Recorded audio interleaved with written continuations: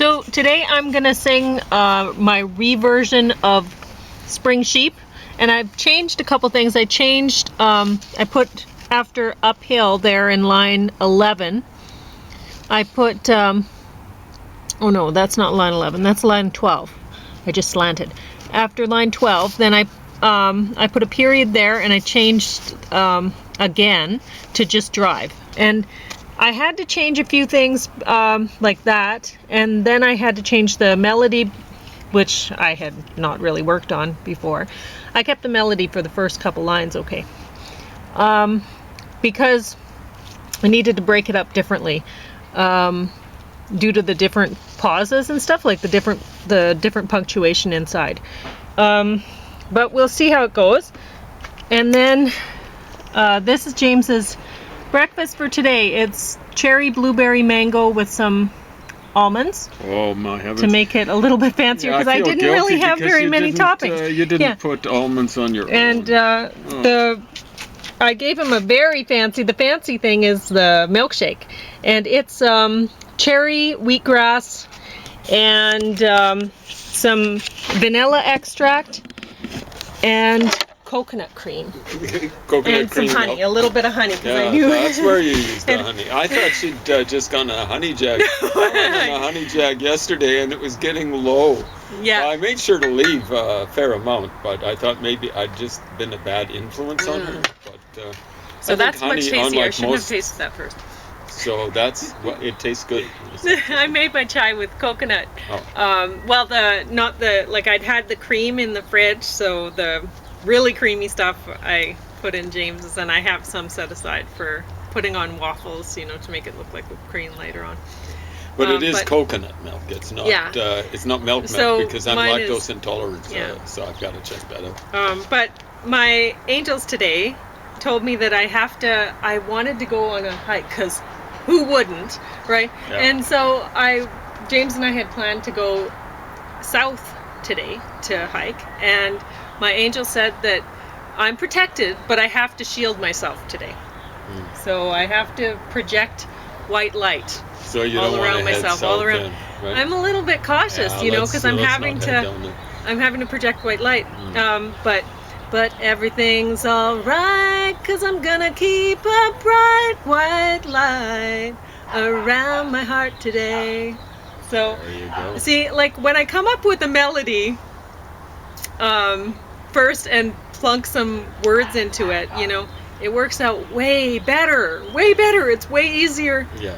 Trying to make a melody fit the words that I've already, it's very hard. I'm not adjusting to this new way that James is teaching me to write songs. Where you start with a lyric and you come up with a melody. I'm having a hard time with it, which you heard when I was trying to sing things like Spring Sheep and the Buffalo Paddocks. Last time, just winging it. It doesn't work just winging it, whereas the way that I'm used to doing it, I just wing it. It just comes to me and I just start singing. And it all works, it flows really easily. It's like, I don't know, it feels natural. It feels like that's the way it's supposed to be. This does not feel natural for me, but I do value learning, and I am very appreciative for all of the work that James has done trying to teach me this, and well, I've been succeeding. In other words, Pauline's been it's coming along. Really well. The last 2 years, so I've done very little teaching. It's just the occasional tip, and I'll go over the stuff. Pauline basically sets her own forms right now and all that sort of stuff. But it started out like, how many months of setting forms did I do for you? 3, we did 4 it months? one whole summer. So we started in April and we ended, he got tired in July sometime, but we were going pretty much the end. It was just, so try it. Oh, you wanted me to try it. That's why you gave it to me. I tasted a little bit, because I didn't want to taste too much, because I really shouldn't have all that saturated fat. But I thought, oh, that's good. That's good stuff. Start a restaurant just around this. So start a waffle and smoothie restaurant. Yeah, exactly. That one's really good. So really that one's not so much a smoothie, it's more a milkshake, but it's made with the coconut cream instead of milk. Very good. And It's delicious. if you're lactose intolerant, like I am, You can't taste the wheatgrass in that, all of these which books on it. it's really, really bad drinking it on its own. So, and I feel bad because I should drink that right away when I make it, and it's tough. I really don't want to. Anyway, I'm gonna try, like I said, I'm gonna try doing Spring Sheep for you right now. I don't know if I can really remember my tune, but we'll see. Waterton spring attractions, the sheep in spring they come down and gather in town. Rest of the time the sheep tend to keep up slopes at a height that's quite out of sight of most of us humans most of the time. You think that they're rare, you're just unaware of sheep and their habits. Sheep like to climb their foods under snow, uphill they will go. See, I've forgotten the tune already, which is tough. You know, I had it worked out this morning, and I was like, okay, I'm going to be able to do it for them. Nope, I've lost it. So I know that I have to change, the flow of the lines 3 and 4 has to be slowed down and stretched out, right? And so that I can, and then I have, so basically I have 4 lines that are repeating, and my 5 and 6 are my 1 and 2. But I don't know. I'll try tomorrow for you. Sorry, I got your hopes up about that. It didn't work out. I just have to get. Well, it is working out. It's catchy, you know. Yeah, and, I'm trying. It's got, you know, like try taking your Margaret Atwood or Michael Ondaatje from back in the day when they were writing fake poetry, and try to put a tune to that stuff and make it so that people want to sing that tune and listen to it all over and over again. But yeah, I was practicing it all morning because I'd had it, and I was like, okay, this is gonna work out. I'll do it in front of the camera. Nope. Now I gotta practice. Oh, well. It'll be well worth working. But it's way easier if you have, like, this is, I have a pattern that I have the same, well, you see, I'm doing a kind of different thing when I sing it because I have basically 2 lines that are repeated, right? And so here I'm doing the first 2 lines that have a different, like they all have the same 4-beat triple rhythm. So do you see what I'm saying? How do you say that? 4 primary accents, and it's mostly triple rhythm. It's mostly, but not entirely. Not entirely. That's why one reason why it's so catchy is because it's not just all da da da da da da da da da da. Well, yeah, and you'll see that when I do the Buffalo Paddocks. Well, that one's just triple rhythm. But so it's not nearly as catchy. It ends up sounding more like a folk song.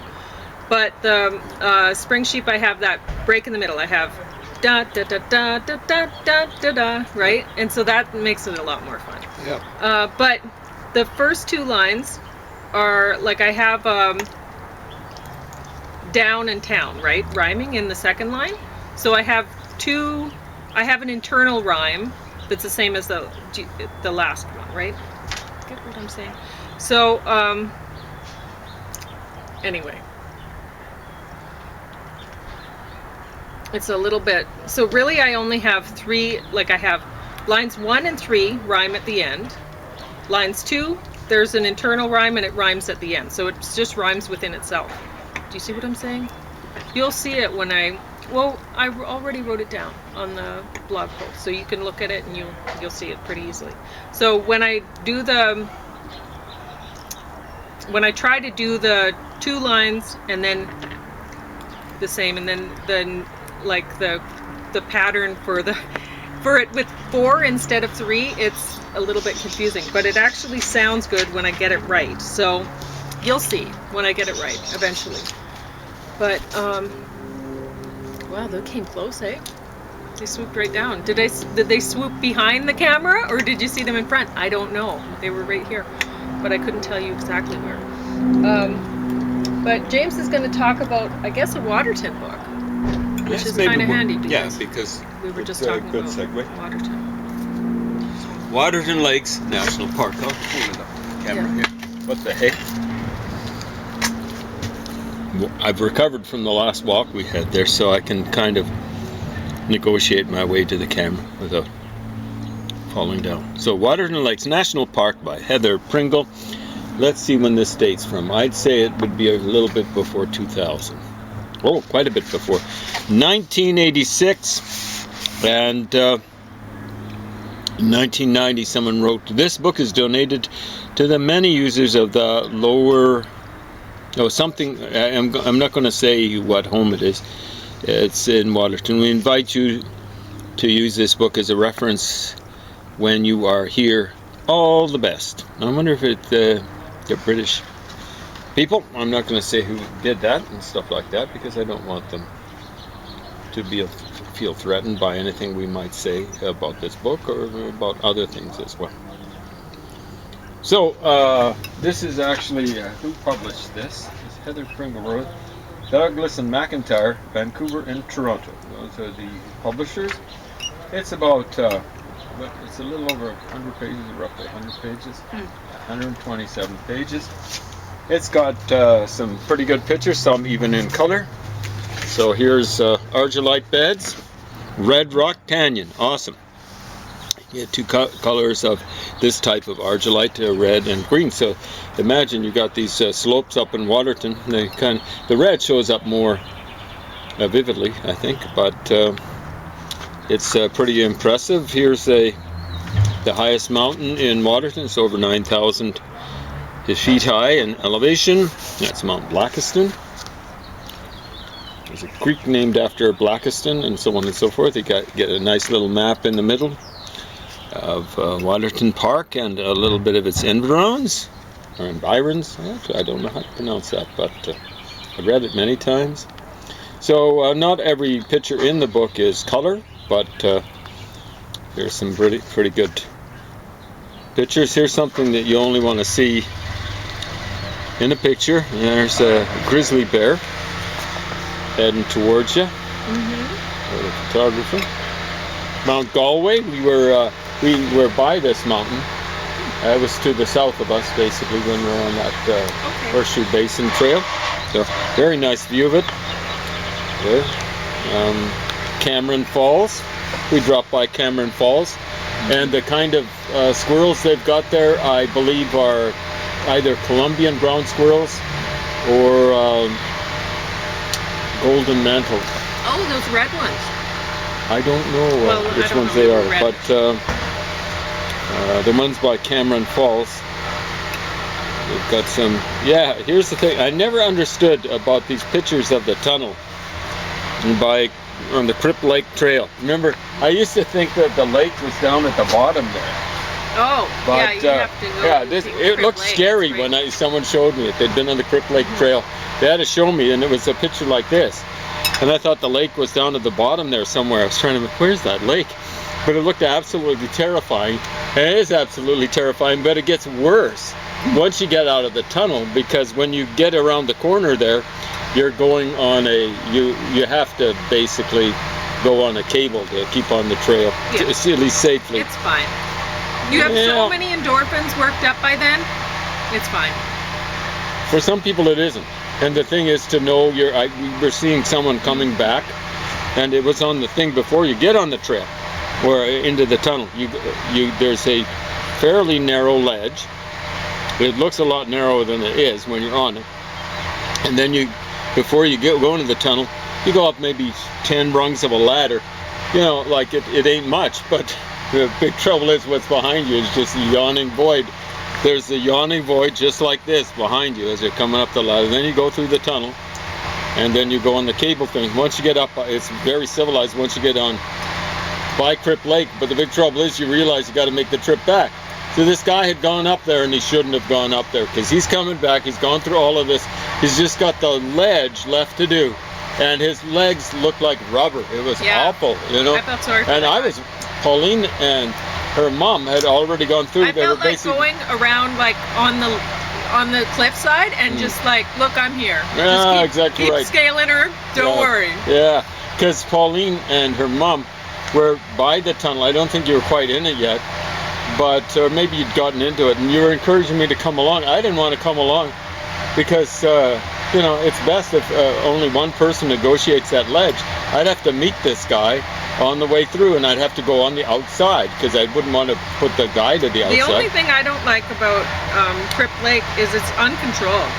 So you have a whole bunch of people, and you might have somebody coming on the cable one way and you're going the other.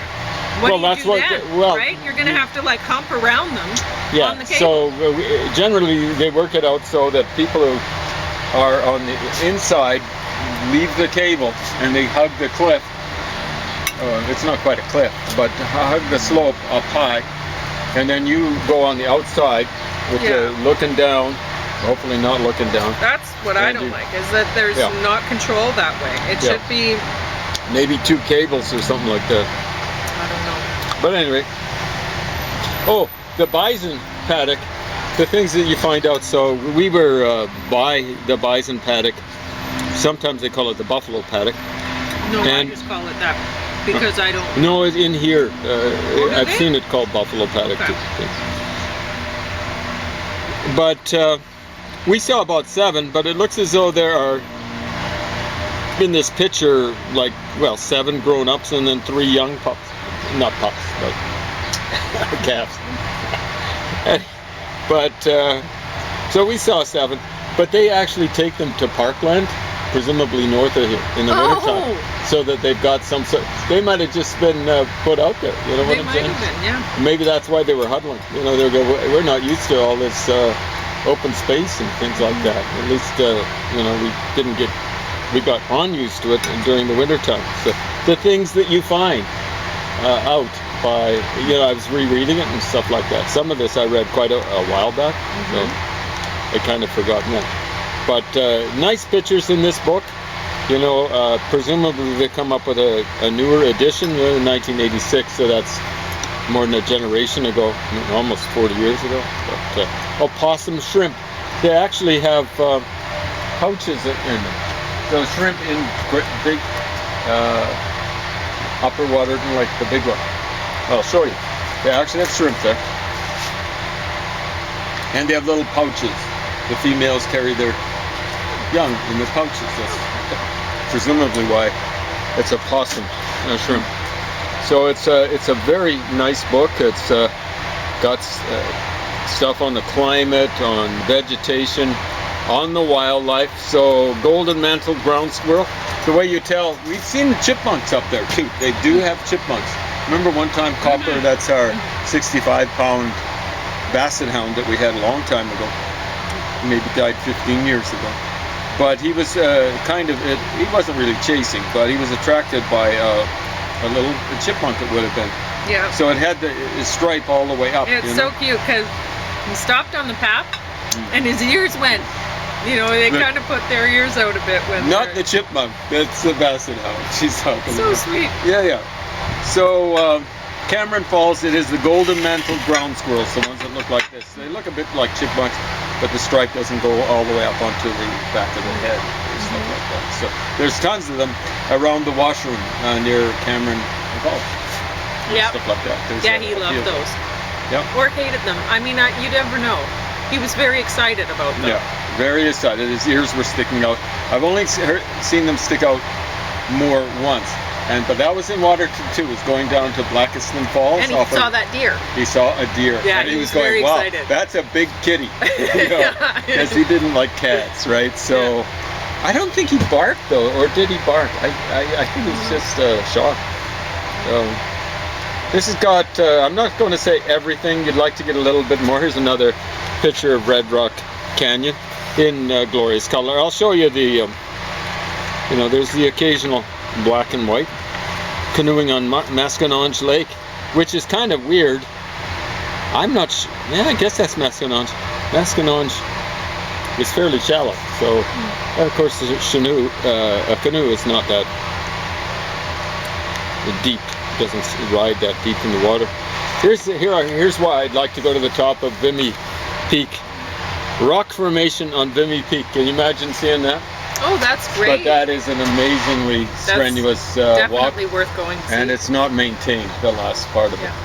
Well, it's tough. Like when we went and did Vimy, we've only done it once and we didn't go up. all the We way. didn't finish it all the way up. I had to pull the plug. My back was really But bothering. honestly, it was not fun for me either. I mean, I will never get the stains out of that wedding dress because it was so muddy. Yeah, It was- yeah.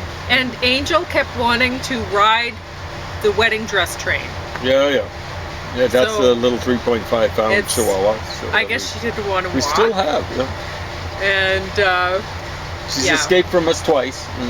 Yeah, she's come back. We tracked her Thank down goodness once. for and microchipping. Yeah, It microchipping works. helped bring her back. Here's a poor, unfortunate fish being brought by.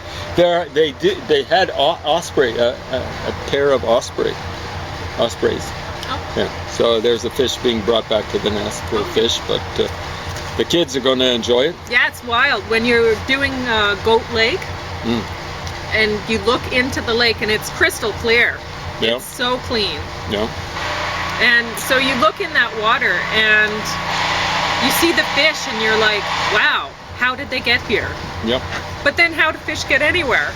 How does anything get anywhere? But, I mean, Well, it just seems strange. there's stuff there that I don't know if it's the opossum shrimp. They were saying they can't figure it out because I think it's a marine. All Wow. its relatives are marine. Huh. And they go, oh, how did it get here? It's Yeah. of course very fresh water. Well, but I the have waters some are still- theories, Yeah. but scientists would not agree with me. So I probably shouldn't say them. Yeah. But I don't know. I think that it has something to do with the shifting of like tectonic shape, plate shifting. And like really, all of us are on islands. We don't think of it that way, but this land, it doesn't go like down the ground forever. We're floating around. And so the Rocky Mountains, they built up because of the shifting of the plates, right? So I think the water came from underneath. And I think the fish came from underneath. I think the shrimp came from underneath. They came from the ocean, under the ground. That's a different theory, that's Yeah. for sure. Nobody's Glad had we that don't theory. have a geologist here. He'd shoot me down. He'd like, no way. Yeah, it looks as though the eskers are up on the Red Rock Canyon Parkway. Anyway, this is what eskers look like. So I don't think it's glacial topology, but you see, those are eskers, see? Yeah. So that isn't quite like necessarily what you've got in the bison paddock, I don't think, but it could be another thing of eskers. Incidentally, here's the Bear's Hump. So you got Mount Crandall up here, and they're not showing how high Mount Crandall goes and goes and goes here. But you might hear me talk about Bear's Hump, the Bear's Hump thing. So a while back we were listening, I don't know if I've mentioned it, we were listening to a philosopher and an economist, all in one person. It wasn't a show on CBC where they had two different people. It was a philosopher and an economist, claiming to be both. And, you know, I made the joke. They were saying on CBC, a wag, hey, what do you get when you mix? And he's talking about Theresa Tam and who's that, our top doctor in Alberta, Hinshaw? He was saying, what do you get when you mix medicine and politics? And I'm going, yeah, that's interesting. I'm waiting for it. Yeah, it's politics.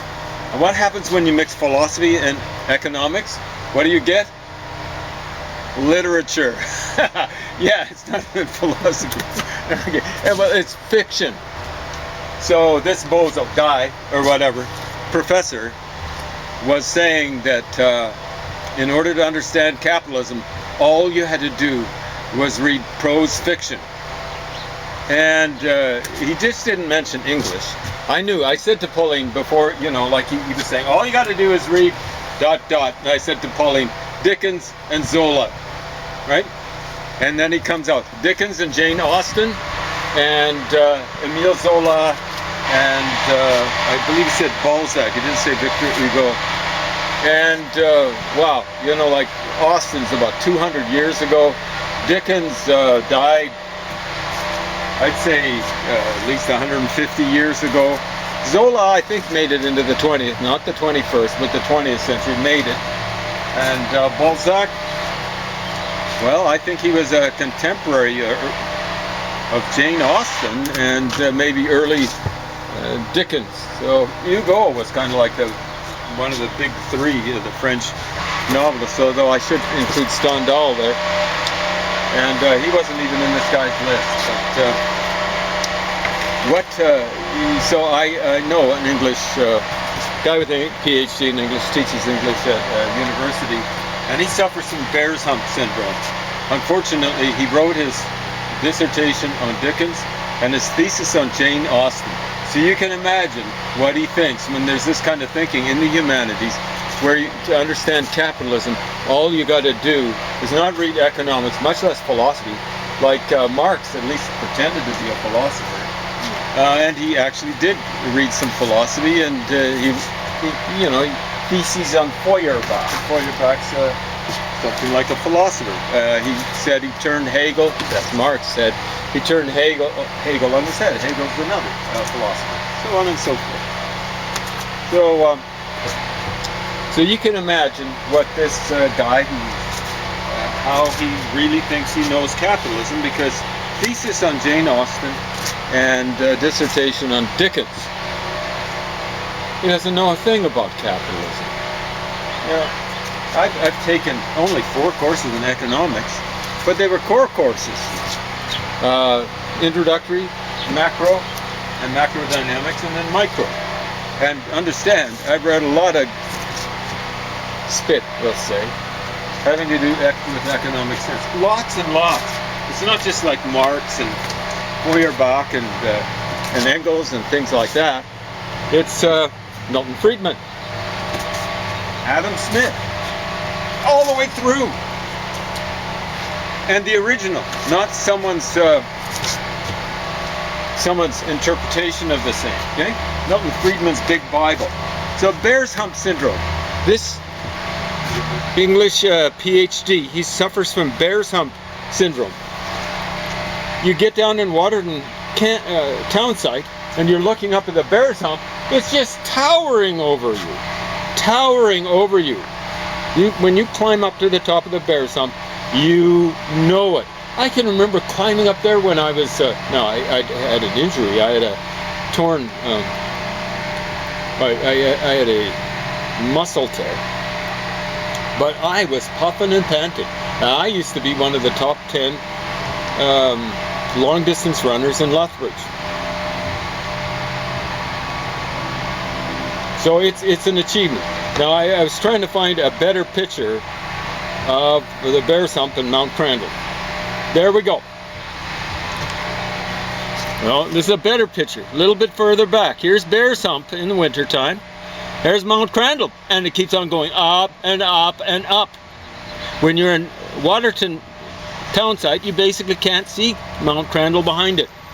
And so folks who think that they understand capitalism by reading Jane Austen and Dickens, they know the Bear's Hump. Yeah, that's all they see. And Mount Crandall is capitalism. And they're looking, wow, like, that's awesome. I'm really brilliant. But you're saying once you get up to Bear's Hump, then you realize you have a long way to go before you make it all the way up. If you're ever going to get up in Mount Crandall. But you look down at the town site and it looks really small.